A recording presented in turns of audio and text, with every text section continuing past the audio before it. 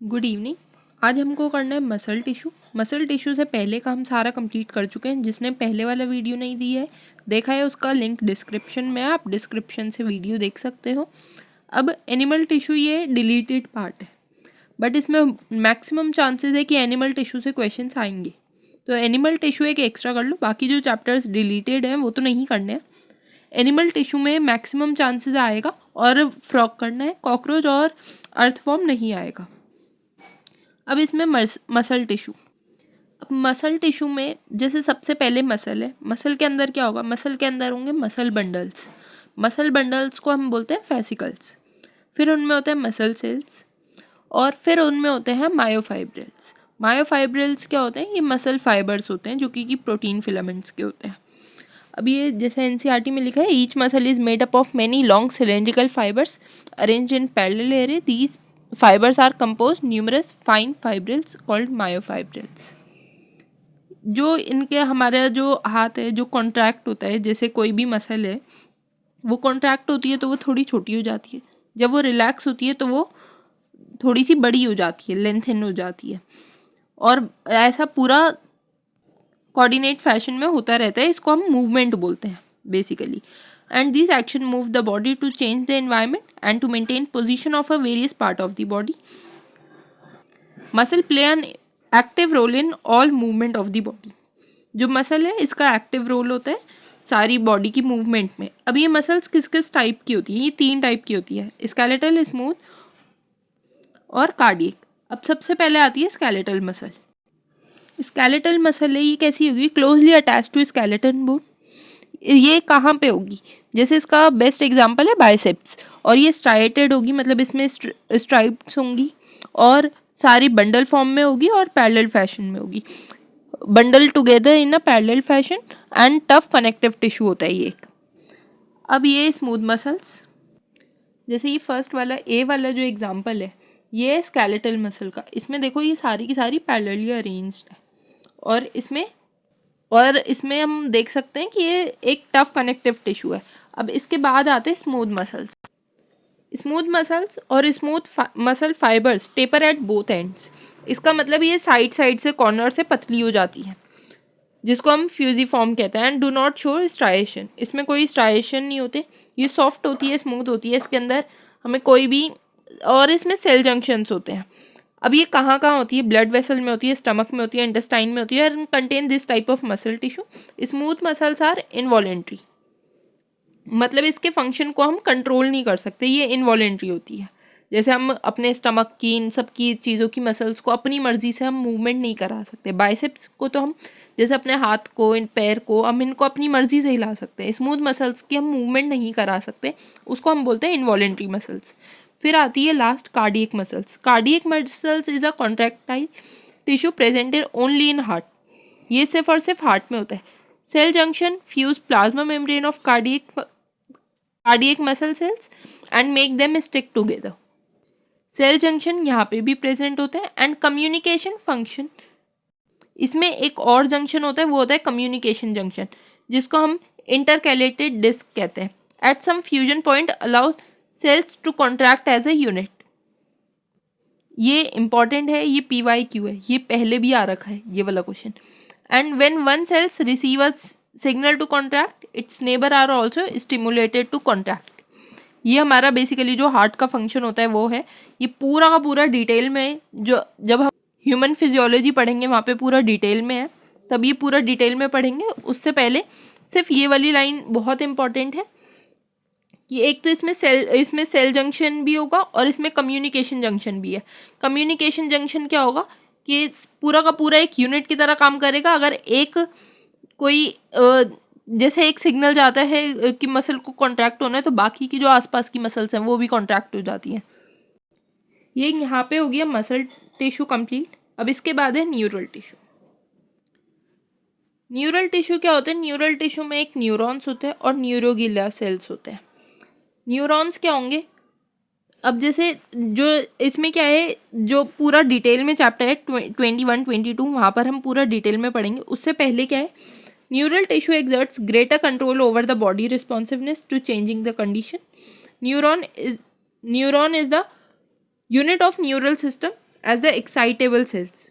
ये line important है। Neuron the unit of neurals system are excitable cells and neuroglia cells which consist the rest of neural system protect and support the neurons। Neurons क्या होते हैं? जहाँ से ये nerves impulse generate होते हैं। न्यूरोगिलिया सेल्स क्या होते हैं? ये ज़्यादातर बॉडी में ये होते हैं, हाफ ऑफ द टोटल ये होते हैं। और ये क्या करते हैं? ये सपोर्ट और प्रोटेक्ट करते हैं न्यूरॉन्स को। अभी आगे भी 4 टाइप के होते हैं, वो हम बाद में डिटेल में पढ़ेंगे। और क्या है इसमें important? Neuroglia make up more than 1/2 of the volume of neural tissue in the body. ये हमने अभी देखा। ये सिर्फ न्यूरल टिश्यू इतना ही पढ़ना है, बाकी इसमें जो लिखा हुआ है वो सारा का सारा पूरा डिटेल में चैप्टर 21 में दे रखा है, वहाँ पे हम पूरा डिटेल में पढ़ेंगे। इसमें सिर्फ इतना इम्पॉर्टेंट है कि neuron is the unit of neural system are the excitable cells. एक ये पॉइंट इम्पॉर्टेंट है। एक इम्पॉर्टेंट है न्यूरोगिलिया सेल्स का क्या फंक्शन है। ये एक तो half of the total cells होते हैं और ये सपोर्ट एंड प्रोटेक्ट करते हैं न्यूरॉन्स को। न्यूरॉन क्या करते हैं? वो जनरेट करते हैं इम्पल्स को, नर्व इम्पल्स जनरेट करते हैं। ये हो गया न्यूरल टिश्यू यहाँ तक। ये ऑर्गन एंड ऑर्गन सिस्टम में सबसे ज़्यादा इंपॉर्टेंट लाइन लिखी हुई है। ये लिखा हुआ है कि जो हमारा हार्ट है उसके अंदर 4 टाइप के टिश्यू मिलते हैं, एपिथेलियल, कनेक्टिव, मस्कुलर, न्यूरल। ये इंपॉर्टेंट है कि हमारे हार्ट में ज़्यादातर लोग सिर्फ और सिर्फ कार्डियक मसल को टिक करके आते हैं, ऐसा नहीं है। इसके अंदर 4 टाइप के टिश्यूज प्रेजेंट होते हैं, ये इंपॉर्टेंट है। फ्रॉग क्या है? फ्रॉग किंगडम एनिमेलिया का है, जो कि कॉर्डेटा फाइलम में आता है। उसका सब फाइलम क्या है? जो कि वर्टिब्रेट है। डिवीजन सुपर क्लास इसकी टेट्रोपोडा है, क्लास एम्फीबिया है। अब ये पूरा frog can live on both land and fresh water. ये क्लास एम्फीबियन में आता है, कॉर्डेटा है। और इसका नाम जो है, जो सबसे ज़्यादा मोस्ट कॉमन स्पीशीज़ है फ्रॉग की, वो है राना टिग्रीना। फिर डू नॉट अब ये क्या करते हैं कि ये अपना बॉडी टेम्परेचर कांस्टेंट नहीं रख पाते। ये इनमें टेम्परेचर में चेंजेस आते हैं, इनको हम बोलते हैं कोल्ड ब्लडेड एनिमल्स। और इनमें क्या होता है? They have ability to change the colour to hide from the enemies, जिसको हम बोलते हैं कैमोफ्लेज। कैमोफ्लेज क्या होता है? कैमोफ्लेज होता है कि ये किसी चीज़ से बचने के लिए उनकी मतलब मिमिक्री करते हैं, उनके जैसे दिखने लगते हैं। जैसे ग्रीन पे जाएंगे तो ग्रीन कलर के हो जाएंगे। तो इनमें ये एक्स्ट्रा फीचर ये होता है कि they have ability to change the colour to hide them from the enemy. और ये इसको हम क्या बोलते हैं? इसको प्रोटेक्टिव कलरेशन को हम बोलते हैं, इज कॉल्ड मिमिक्री। ये फ्रॉग्स क्या करते हैं कि ये कभी भी बहुत तेज़ गर्मी में या बहुत तेज़ ठंड में नहीं दिखते। ये ज़्यादातर जब रेनी सीजन होता है उस टाइम पे ज़्यादा बाहर होते हैं। ये क्या करते हैं? बाकी टाइम पे इन पे बहुत, जैसे ये समर स्लीप जो होता है, एस्टिवेशन बोलते हैं। समर स्लीप को बोलते हैं एस्टिवेशन, विंटर स्लीप को बोलते हैं हिबरनेशन। ये क्या करते हैं? इस टाइम पे एक शेल्टर बनाते हैं, डीप बरोज, और जिससे कि इनको बहुत हीट से या ठंडे से बचा जा सके। फिर आती है इनकी मॉर्फोलॉजी। इनकी जो स्किन होती है, skin is smooth slippery due to presence of mucus. इनकी जो स्किन होती है वो बहुत स्मूथ होती है और स्लिपरी होती है। जो इनका कलर है वो डोर्सल साइड से तो ऑलिव ग्रीन कलर का होता है, जिसमें डार्क इरेगुलर स्पॉट्स होते हैं, और वेंट्रल साइड से ये पेल येलो कलर होता है। और फ्रॉग की एक सबसे खास बात होती है, जैसे फ्रॉग पानी में रहते हैं लेकिन फ्रॉग कभी भी खुद पानी नहीं पीता, वो सारा का सारा एब्जॉर्ब करता है अपनी स्किन से। इनमें क्या होता है कि जो फ्रॉग की बॉडी है वो डिवाइड होती है हेड और ट्रंक में। इनमें हेड और ट्रंक में तो डिवाइड होती है, लेकिन इसमें नेक और टेल हमेशा एब्सेंट होती है। अब टेल किस में होती है? टेल होती है टेडपोल में। वो क्या होता है? इनका लार्वल स्टेज होता है, जिसके बारे में हमें बहुत डिटेल में नहीं पढ़ना है। इनमें जो आईज़ होती हैं वो कैसी होती हैं? इनकी जो आईज़ होती है वो होती है बल्ज और covered by a nictitating membrane that protect them while in a water. जब ये पानी में होते हैं तो ये वाला मेम्ब्रेन की वजह से ये बची रहती है। और जो इनका टिम्पैनम होता है, जो ईयर रिप्रेजेंट करता है, उसमें क्या होता है? उसमें सिग्नल रिसीव्स होते हैं। फोरलेम और हिंडलेम्स होते हैं। जो हिंडलेम होता है वो करता है help in swimming, walking, leaping, burrowing. Swimming मतलब तैरना, वॉकिंग चलने में, और कूदने में, और बोरोइंग मतलब गड्ढा करना, मतलब ये जो डीप बोरोज में जाके रेस्ट लेते हैं उसके लिए। जो हिंड लिम्स है उसमें क्या होता है कि 5 डिजिट्स होती हैं और वो लार्जर होता है। जैसे देखा है कि कॉकरोच कह रही हूँ, फ्रॉग के जो दोनों पैर पीछे के होते हैं वो दोनों थोड़े से बड़े होते हैं और आगे वाले की कंपेयर में थोड़े चौड़े भी होते हैं। तो वो जो होते हैं उनमें एक तो 5 डिजिट्स होती हैं, दूसरा क्या होता है वो मस्कुलर होते हैं, लार्जर होते हैं, और जो 4 लिम्स होते हैं उनमें 4 डिजिट्स होती हैं। 4 लिम्ब 4 से याद रहेगा, 4 डिजिट्स होती हैं उनमें। और जो उनके फीट होते हैं वो वेब्ड होते हैं, webbed digit that help in swimming. और जो फ्रॉग होते हैं उनमें क्या होता है सेक्सुअल डायमॉर्फिज्म होता है, मतलब उनको हम देख के पहचान सकते हैं कि ये कौन सा फ्रॉग है, फीमेल फ्रॉग है या मेल फ्रॉग है। मेल फ्रॉग में क्या फ़र्क होता है, मेल फ्रॉग जो होता है ना उसके अंदर ये जो हम ये फ्रॉग का साउंड सुनते हैं, ये जो फ्रॉग की साउंड आती है ये टर्टर वाली, ये वाली जो साउंड होती है ये सिर्फ और सिर्फ मेल फ्रॉग में होती है, इनमें फीमेल फ्रॉग में कोई साउंड नहीं होती। और उसके अलावा और क्या होता है इनमें, एक तो होता है presence of sound producing vocal sacs and also copulatory pad on first digit. इनमें कॉपुलेटरी पैड होता है, मतलब चिपचिपाए इनके एक फर्स्ट डिजिट में लगा होता है पहली उंगली पे 4 लिम्स की, जो कि फीमेल फ्रॉग में एब्सेंट होता है। ये उससे ग्रिप बनाते हैं जो मेल फ्रॉग्स होते हैं। ये 2 डिफरेंस है इनमें कि मेल और फीमेल में क्या डिफरेंस होता है। फिर आता है इनकी एनाटमी। एनाटमी में जो इनका डाइजेशन है, डाइजेस्टिव सिस्टम है, वो जैसा जैसा ह्यूमंस में होता है, मैंने वो वाली लाइन मार्क नहीं की है, आप चाहो आप कर सकते हो, लेकिन जो डिफरेंट है वो मार्क करना ज़्यादा इजी रहता है याद रखने में। जो कॉमन है वो तो हमें पता ही होती हैं। अब इसमें क्या क्या चीज़ें अलग है, इसमें सबसे पहले क्या है कि जो एलिमेंट्री कैनाल है इनकी वो बहुत छोटी होती है। क्यों होती है? क्योंकि फ्रॉग कार्निवोर होते हैं, ये सिर्फ और सिर्फ इंसेक्ट्स पे इन पे डिपेंड होते हैं, ये कभी भी घास वगैरह नहीं खाते हैं। इनसे क्या होगा, इनमें क्या होता है, तो कार्निवोर्स के लिए ये इनकी जो लेंथ होती है ये रिड्यूस हो जाती है इंटेस्टाइन की। और जो इनका माउथ है, mouth open into buccal cavity. अब ये इनका एलिमेंट्री कैनाल कैसा होता है वो एलिमेंट्री, अब जैसे इनमें कोई भी चीज़ है, कोई भी ये फूड जो लेते हैं वो कहे से कहाँ कहाँ जाते हैं, पहले माउथ में जाएगा, फिर बकल कैविटी, फेरिंग्स, फिर ईसोफेगस, स्टमक, इंटेस्टाइन, जैसा हमारे साथ भी होता है। उसके बाद जाता है रेक्टम, फिर क्लोएका और फिर क्लोएकल अपर्चर। क्लोएकल और क्लोएकल अपर्चर क्या है ये अभी हम देखेंगे। Mouth open into buccal cavity that lead to a esophagus through pharynx. Esophagus is a short tube that open into the stomach. Esophagus एक short tube है जो कि क्या के stomach में खुलती है, and which is in turn continue intestine, rectum, finally open outside by the cloaca. और फिर बाद में क्लोएका से बाहर आ जाता है। And liver secrete bile stored in a gall bladder. अब पेनक्रियास क्या है? Digestive gland produce pancreatic juice containing digestive enzymes. ये हमको सबको पता है कि जो पेनक्रियाज है वो डाइजेस्टिव ग्लैंड है और पेनक्रियाटिक जूस बनते हैं जो कि डाइजेस्टिव, जिनमें डाइजेस्टिव एंजाइम्स होते हैं। अब food is captured by bilobe tongue, उनकी जो बायलोब टंग होती है इससे ये फूड कैप्चर करते हैं। And digestion of the food take place by the action of HCl and gastric juices secreted from the wall of stomach. जो स्टमक में जाता है वहाँ से HCl की प्रेजेंस में, उसके बाद partially digestive called chyme. Chyme क्या होता है? जो स्टमक की मूवमेंट होती है, खाना खाने के बाद जो पूरी स्टमक की मूवमेंट होती है, जैसे हमारे इंसानों में भी होती है ऐसे इनमें भी होती है, उसको बोलते हैं काइम, उस मूवमेंट को बोलते हैं। Is pass from the stomach is the first part of the small intestine duodenum, और उसके बाद में वो डियोडेनम पे पहुंचता है फर्स्ट स्मॉल इंटेस्टाइन में।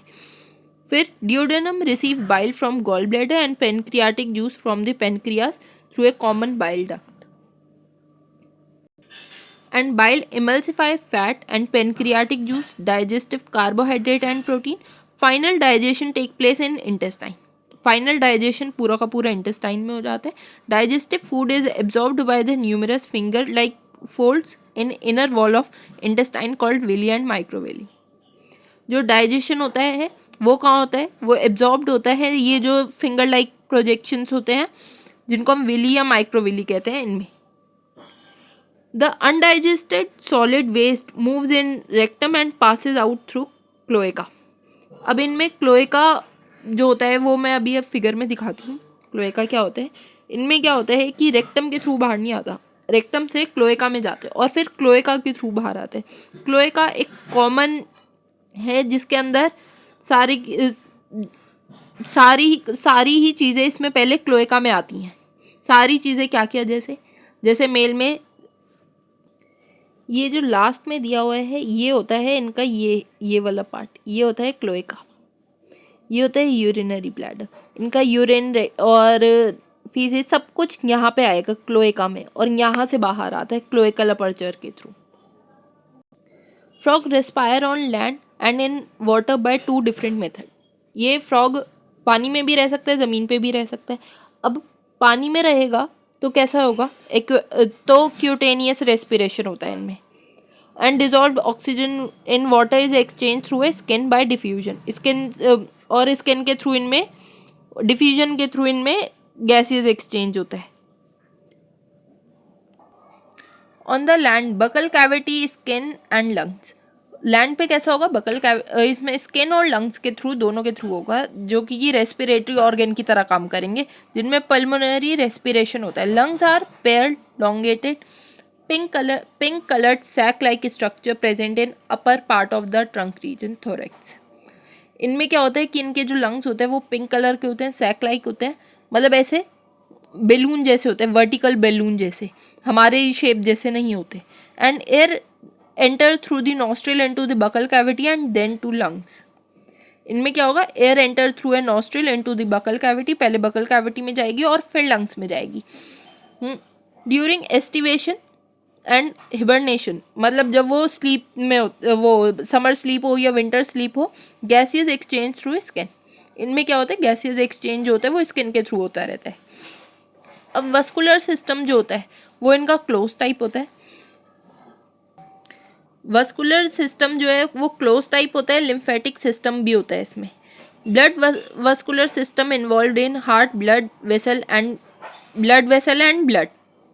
ब्लड वस्कुलर सिस्टम में क्या क्या आता है, एक आता है हार्ट, एक आते हैं ब्लड वेसल्स, एक आते हैं blood.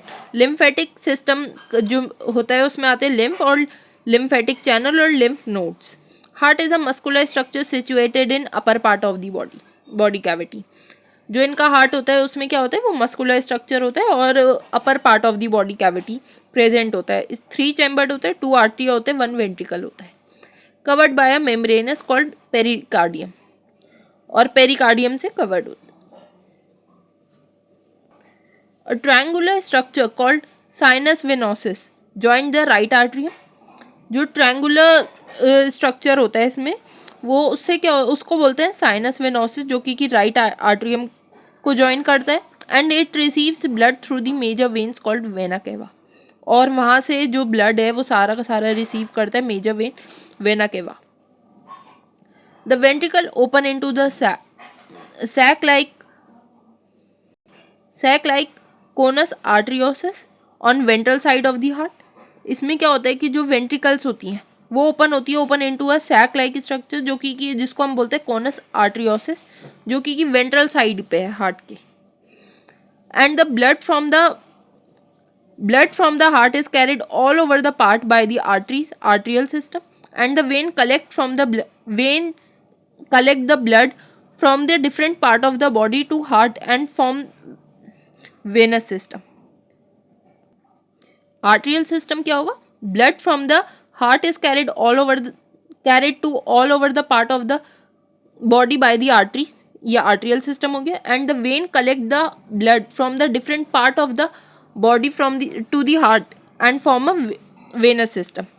and special venous connection between liver and intestine as well as kidney and lower part of the body are present in frog। ये लाइन इंपॉर्टेंट है, special venous connection between liver and intestine as well as kidney and the lower part of the body are present in frog. The former is called hepatic portal system and later is called renal portal system. अब जो blood cells होते हैं उसमें क्या होगा, RBCs होगा, erythrocytes होंगे, white blood cells होगा, ल्यूकोसाइट्स होगा, प्लेटलेट्स होंगे। ये सब हमारे में भी होते हैं। इनका जो आरबीसी होता है ये भी पीवाईक्यू है, ये पहले आया है। इनका आरबीसी न्यूक्लिएटेड होता है और न्यूक्लिएटेड होता है and contain red colour pigments called haemoglobin. फिर आता है lymph is different from blood, it lack few protein and RBCs. The blood carries nutrient and gaseous water respective sites during circulation. Important है, the circulation of body is achieved by the pumping action of muscular heart. उसके बाद आता है इनका alimentary canal कैसा होता है, alimentary canal नहीं, एलिमिनेशन कैसा होता है, मतलब इनमें सारा वेस्ट कैसे रिमूव आउट होगा, एक्सक्रीटरी सिस्टम इनका कैसा होता है। The elimination of nitrogenous waste is carried as well as developed excretory system. A well developed excretory system होता है इनमें pair of kidney, ureters, cloaca, urinary bladder, ये सब चीज़ें होती हैं। These compact dark kidney, जो इनकी किडनी होती है वो कैसी होती है, These are compact dark red and bean like structures situated posteriorly in body cavity on both vertebral column, on the side of vertebral column. Each kidney is composed of several structural and functional units is called urinariferous tubules or nephrons, and two ureters emerge from the kidney in the male frogs. अब mail frogs में ये line बहुत important है कि जो ureters होते हैं act as a urinogenital duct which open into the cloaca. In female the ureter and the oviduct open separately. ये लाइन इंपॉर्टेंट है कि मेल्स में क्या होगा, जो यूरेटर है वो एक्ट करेगा यूरिनोजेनाइटल डक्ट की तरह which open into the cloaca में जाके ओपन होगा। एंड फीमेल्स में क्या होता है, यूरेटर्स और ओविडक्ट दोनों के दोनों सेपरेटली ओपन होते हैं, सेपरेटली ओपन इन क्लोएका होंगे, वो भी क्लोएका में हो लेकिन वो सेपरेटली होते हैं। And thin walled urinary bladder is present in ventral to the rectum which also open in cloaca. और जो यूरिनरी ब्लैडर है वो कहाँ होगा, thin walled urinary bladder is present ventral to the rectum और वो भी क्लोएका में ओपन होगा। द फ्रॉग एक्सक्रीट यूरिया, जो भी यूरिया एक्सक्रीट करते हैं उनको हम यूरियोटेलिक एनिमल्स कहते हैं। The system of control and coordination, control और कोऑर्डिनेशन कैसा होता है, both neural system and endocrine gland. The chemical coordination of various organs is achieved by the hormones secreted by endocrine gland. The prominent endocrine gland found in frogs: pituitary, thyroid, parathyroid, thymus, pineal, और pancreatic islets, adrenal gland and gonads. ये बताया इन्होंने कि कौन कौन से hormones इनमें frogs में भी सीक्रेट होंगे एंडोक्राइन ग्लैंड के थ्रू। अब prominent endocrine gland found in frogs कौन कौन से होते हैं वो नाम हो गए इनके। फिर आता है कि इनका nervous system is organised into a central nervous system, brain, spinal cord, into a central nervous system, brain and spinal cord, peripheral nervous system, cranial and spinal nerves, and autonomic nervous system, sympathetic, parasympathetic. There are 10 pair of cranial nerve arise from the brain. ये जो point है ये different है। इसमें क्या है, nervous system is organised into central nervous system जो कि ब्रेन, स्पाइनल कॉर्ड है। फिर पेरिफेरल नर्वस सिस्टम में क्या आएगा, क्रेनियल और स्पाइनल नर्व्स आएंगी। ऑटोनॉमिक नर्वस सिस्टम में आएगा सिंपैथेटिक, पैरासिम्पैथेटिक। इसमें क्या होता है, there are 10 pair of cranial nerves arise from the brain. Humans में 10 नहीं होती हैं, ह्यूमंस में 12 होती हैं। There are 10 pair of cranial nerves arise from the brain. अब इसमें क्या है, brain is enclosed in a bony structure called brain box, cranium जिसको हम बोलते हैं, जो कि डिवाइड होता है forebrain, midbrain, hindbrain में। फोर ब्रेन जो होता है उसमें क्या होता है, ऑल्फैक्टरी लोब्स होते हैं, पेयर्ड सेरिब्रल हेमिस्फेयर होता है और अनपेयर्ड और अनपेयर्ड डाइएन्सेफलॉन्स होते हैं। Mid brain is characterized by pair of optic lobes. जो मिड ब्रेन है वो क्या होता है, characterized by pair of optic lobes. Hind brain जो होता है उसमें सेरिब्रल और मेड्यूला ऑब्लोंगटा होगा। और क्या होता है, the medulla oblongata passes out through the foramen magnum and continue into the spinal cord which enclosed in vertebral column। अब आता है कि जो फ्रॉग होते हैं उनमें different type of sense organs होते हैं। Organ of touch sensory papillae होते हैं, टेस्ट के लिए टेस्ट बर्ड होते हैं, स्मेल के लिए नेजल एपिथीलियम होता है, मतलब उनमें एपिथीलियल टिश्यूज होते हैं। एंड विजन के लिए आईज होती हैं, हेयरिंग के लिए टिम्पैनम होता है with the internal ear not external eye. और जो इनमें जो आईज होती है, eyes in frog a pair of spherical structure situated in orbit of the skull. These are simple eye. जो पहले हम इतने टाइम से कॉकरोच पढ़ते आ रहे थे उसमें कंपाउंड आई होती थी, अब इनमें क्या होता है, इनमें सिंपल आई होती है जो कि एक यूनिट का काम करती है, मतलब एक टाइम पे एक ही चीज़ देख सकते हैं। एक्सटर्नल ईयर एब्सेंट होते हैं, only tympanum can be seen externally. And the ear of organ of hearing is as well as जो ईयर है वो क्या काम करता है, वो हेयरिंग का तो काम करता है, उसके अलावा बैलेंसिंग का भी काम करता है, मतलब इक्विलिब्रियम का, मतलब हमारी बॉडी में एज अ बैलेंसिंग ऑर्गन भी काम करता है जो ईयर होता है। फिर आता है male reproductive system, consist pair of yellowish ovoid testis found adhered to upper part of the kidney by double fold of peritoneum called mesorchium। जो वासा इफ्रेंशिया है वो 10 से 12 होते हैं जो कि टेस्टिस से आते हैं। And they enter into the kidney on the side and open into the Bidder canal में जाके ओपन होते हैं। And finally it communicate with the urinogenital duct and come out of the kidneys and open into the cloaca. जो cloaca होता है वो small होता है और medium chamber that is use to pass fecal matters, urine and sperm to exterior. मतलब ये मैंने बताया था कि क्लोएका जो है उसके से ही सारी चीज़ें एक्सटीरियर जो भी है सारी चीज़ें उसी से आती हैं। जैसे जो वो एक कॉमन होता है मेल्स में, उसी से फीकल मैटर्स आएंगे, उसी से स्पर्म्स आएंगे, उसी से यूरिन आएगा। फीमेल्स में क्या है कि जो पेयर ऑफ ओवरीज है, ovaries are situated near the kidney and there is no functional connection with the kidney. जो ओवरीज है वो किडनी के पास है लेकिन उनका कोई फंक्शनल कनेक्शन नहीं है।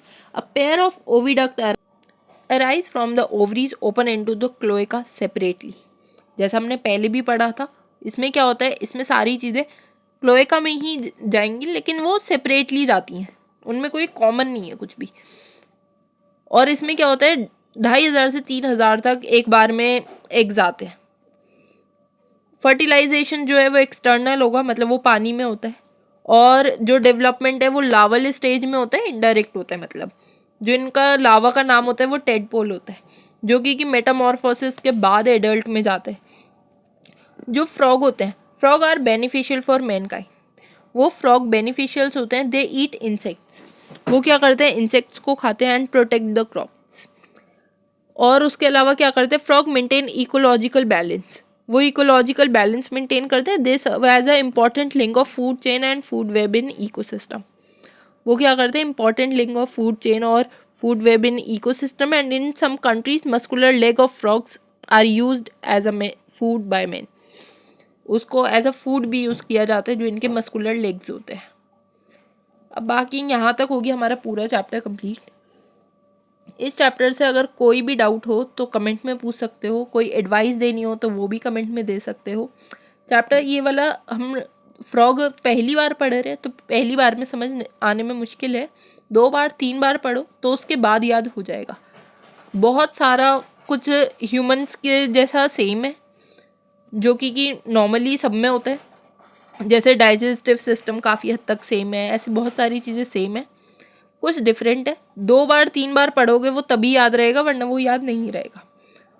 उसके अलावा अगर वीडियो अच्छा लगा हो तो वीडियो लाइक करो, चैनल सब्सक्राइब करो। Thank you.